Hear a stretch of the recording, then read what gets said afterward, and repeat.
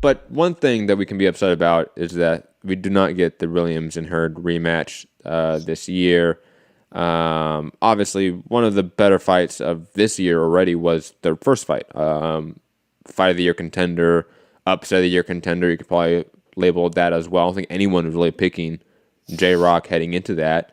Probably a career best performance for Julian Williams. One of those fights that make you rethink and reevaluate what he is as a fighter, as a boxer. It's one of those fights that like I really do love. Like the more I've gone back to it, because I've watched it several times since it's happened, obviously, and I love the fight. Like it's one of those that I can go back and watch probably time and time again, and I will tell other people to go watch that haven't seen it yet because it's that type of fight. But I do think it's quite interesting, Rob.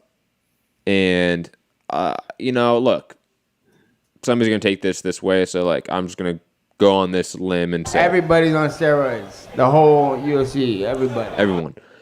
It's quite interesting that weeks maybe after Williams stuck his foot on the pedal of 3-month VADA testing for this fight. If I don't get that, the fight doesn't get signed off. And now we have the news from Keith Idek that Hurd Williams is off, and it's due to Jarrett Hurd. Thoughts on that and the optics of it, that one came after the other, and for a lot of people, they're connecting the two, me included. Yeah, I mean, I did straight away. I think I replied to Coppinger's thing saying, is this anything to do with the request of 3 months VADA from, but I didn't have another reply. But I've seen other things since, and I think I sent it. It's in the one-on-one Julian Williams tweet. I'll get to all those individual parts, but just first Hurd not taking the rematch.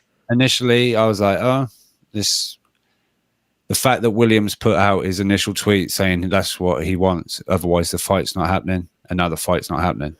Hurd claims that the reason he doesn't want to take the fight is because he has a new trainer, and he is contemplating moving up a division.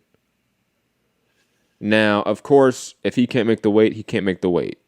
And I mean, I don't know if he said it's easy, but that he's huge, right? So that must be a tough weight cut, I think. Well, I think he's on record and on like document, like on a video, dropping like 10 pounds in one night to make weight. That's not normal. No. Like you cut maybe 10, 15 pounds throughout a fight camp, throughout like an 8-week fight camp. Not 10 pounds the day before your weigh-in. He is doing that. He's a giant for the weight class, so if he can't make the weight and it's not healthy for him, then of course I'm going to support him going up to 160.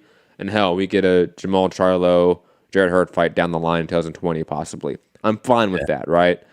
I mean, on the other end of things, it came out Lomachenko was, I think, a week or even 2 weeks before the fight with Campbell. He was 2 pounds over.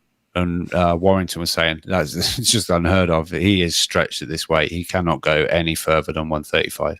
So it's the other end of things. He said 130 and 126 is much more his weight classes. But the problem is that if these are valid reasons, why have they sort of now been put out there through the media by his team in a sense? Because I assume that's where Keith Idek is getting this reporting is from his team. And why have we heard time and time again in the last couple months, fights can get made. They almost finalized deal, a month ago. We heard a date for it and everything. We heard we heard a fucking network for it. We heard everything for this place. I think we even heard possibility of quite a good doubleheader, wasn't it? This with Harrison and that was a rumor that I never saw substantiated by any other report. So I don't know if that's the case. I didn't see that in any report. I saw that from you and Leonard Sterling. Okay. I haven't seen that in any report. I can't remember where I got it, where the initial rumor come. But anyway, yeah. But beside the point, it's just now all of a sudden these are the reasons you can't make the fight. When, again, we've had months of the fight's going to get made.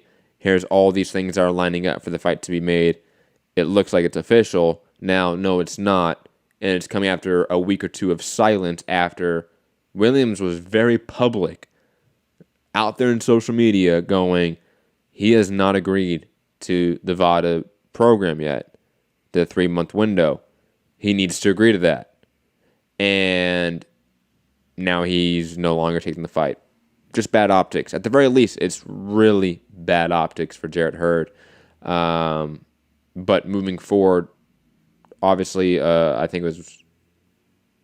I mentioned this, I want to say, last night.